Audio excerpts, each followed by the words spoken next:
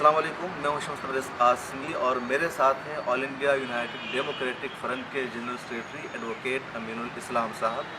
आसाम में ये पहली मरतबा होने जा रहा है कि all India United democratic front, जिसके सरबराह मौलाना बदरुद्दीन अजमल है, उनका कांग्रेस के साथ अलायंस हुआ है और 2021 में असम विधानसभा का चुनाव दोनों पार्टी मिल करके लड़ेगी। उनके अलायंस में दूसरी कुछ पार्टियां भी शामिल है, लेफ्टिस्ट के अलावा कुछ इलाकाई पार्टियां हैं।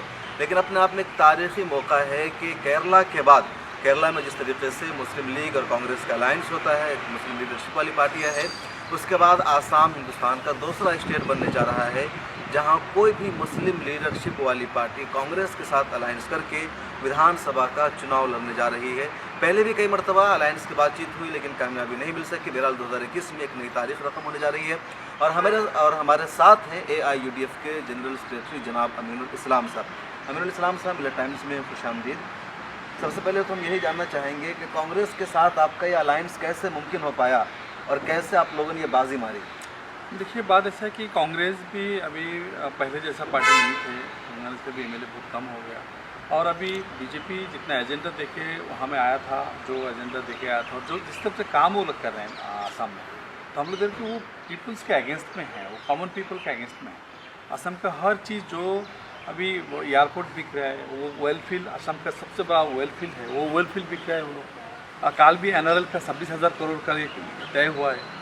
तो हम लोग देख रहे हैं कि कोल फील्ड जो है वो बिक रहा है, तो जो सेंचुरी है वो लोग बिक रहे हैं, तो असम का प्रॉपर्टी बिक रहा है। तो असम का आदमी देख रहे हैं कि ये जो बीजेपी है वो हर डिसीजन हो असम और असमीज पीपल के अगेंस्ट में। और हम लोग देखा है कि का जो अगेंस्ट है, NRC का रद्द किया हुआ है वो भी जो है, तो हर इशू जो है वही इशूज़ हम लोग देख रहे हैं कि ये असम का पीपल्स के अगेंस्ट में। तो अल्टीमेटली एक जगह पे हम लोग आ गया कि कांग्रेस भी चलो हम लोग मिलकर करें और बीजेपी इतना स्ट्रॉन्ग पार्टी है, स्ट्रॉन्ग ऑर्गेनाइजेशन है, RSS बैक्ड है, तो वो देख के सोचते हैं कि ना हम लोग जॉइंटली लड़ें तो हम लोग बीजेपी को हरा सकें। कांग्रेस आपके खिलाफ रहती थी, कभी कहती थी हुई अजमल, इसका कोई वजूद नहीं। अब वो कैसे कांग्रेस आगे, क्या कांग्रेस ने तस्लीम कर लिया है कि आसाम में वो बहुत कमज़ोर है और तनहा चुनाव नहीं लड़ सकती है?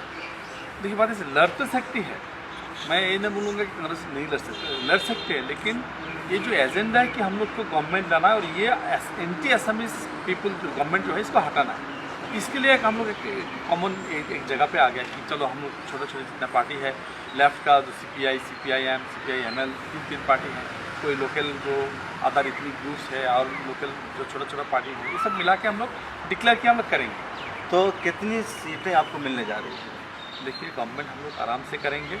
कांग्रेस बोला है कि ये 101 सीट होगा, मैं इतना तो नहीं बोलूँगा, एक रियलिटी के साथ बोलूँगा। गवर्नमेंट आ रहा है, गवर्नमेंट आके हम लोग का 15 सीट ज़्यादा होंगे तो नहीं, वो तो सीट में, लेकिन पार्टी में कितनी सीटें आपको मिलेगी चुनाव लड़ने के लिए?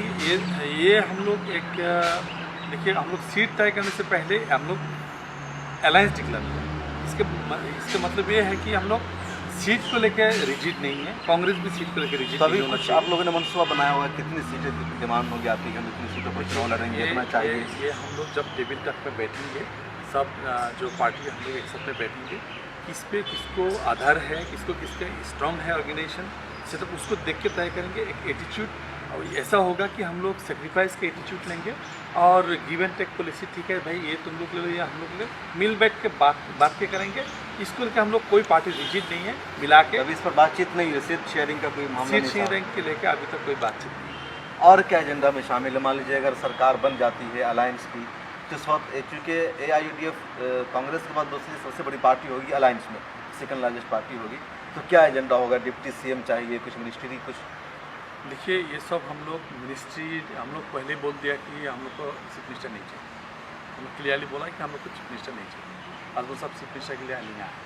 तो हम लोग चाहते हैं कि एक गवर्नमेंट हो, जिस गवर्नमेंट के अंदर में अब ये जो लेबर है, वो जो किसान हैं, इन लोग को मौका मिले और मार्केट में स्मॉल इंडस्ट्रीज़ का जो इंडस्ट्रीज़ है, इन लोग को सुविधा मिले, लोन का सुविधा मिले, जो बेकार समस्या है, जो अनएम्प्लॉयमेंट प्रॉब्लम है, इसको सोल्व कैसे किया जाए, तो ये सब इशू हम लोग लेने के लिए कोशिश कर रहे हैं। और NRC, DVOTA, बहुत सारे इश्यूज़ है, एजुकेशन है, हेल्थ सेक्टर है, बहुत सारे सेक्टर है जहाँ में काम बहुत नहीं हुआ है, ये सब करेंगे। अच्छा, ये बताइए कि कांग्रेस और यूडीएफ का जो अलायंस हुआ है, तो पहले कांग्रेस अलायंस से बचती थी, उनको खतरा था कि जो बीजेपी है वो एक नेगेटिव प्रोपेगेंडा हमारे खिलाफ चलाएगी।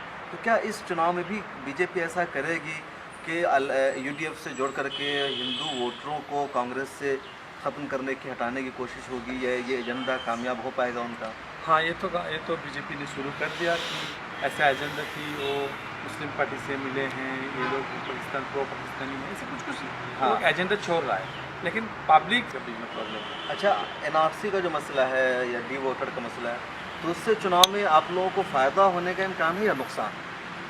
देखिए, नुकसान या फ़ायदा हम लोग इसके नहीं सोच के नहीं कर रहे हैं, ये इश्यूज़ को हम लोग सोल्व करें। ये जो इशू है इसका बीजेपी फ़ायदा उठाएगी या फ़ायदा क्या उठाएगी? वो इश्यूज़ तो सब एनआरसी का इशू तो बीजेपी आपका हर आदमी चाहते कि ये प्रॉब्लम सोल्व हो, और वो हर आदमी इसको लेके, एनआरसी को लेके और बांग्लादेशी को लेके पॉलिटिक्स करेंगे।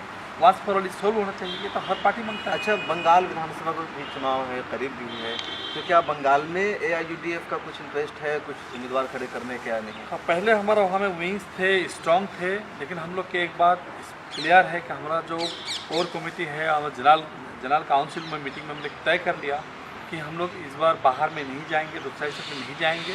अगर हम लोग यूडीएफ दूसरा में जाएंगे तो ultimately it is division of secular vote का भाग बंटवारा हो जाएंगे और बीजेपी को फ़ायदा मिलेगा। तो इसलिए हम लोग सोचते हैं कि कहीं भी हम लोग बीजेपी को फ़ायदा मिले, ऐसा काम हम लोग नहीं करेंगे।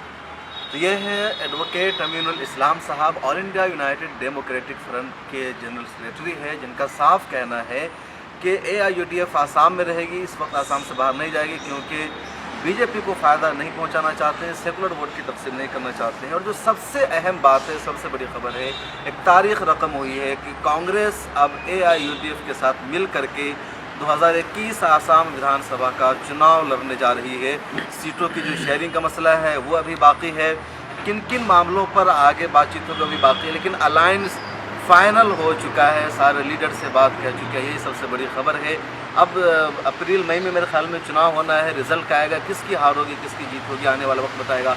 लेकिन ये चुनाव आसाम का बहुत अहम होगा, क्योंकि एनआरसी की फाइनल लिस्ट आ जाने के बाद ये पहला चुनाव है जो आसाम में होने जा रहा है। अब बीजेपी जीतती है या कांग्रेस यूडीएफ अलायंस की सरकार बनती है, आने वाला वक्त बताएगा। इस ताल्लुक से मज़ीद अपडेट और ग्राउंड रिपोर्ट हम आपकी खिदमत में आपके पास लेकर आते रहेंगे। फिलहाल मुझे दीजिए इजाज़त, कैमरामैन असरार के साथ शम्स तबरेज़ कासिम।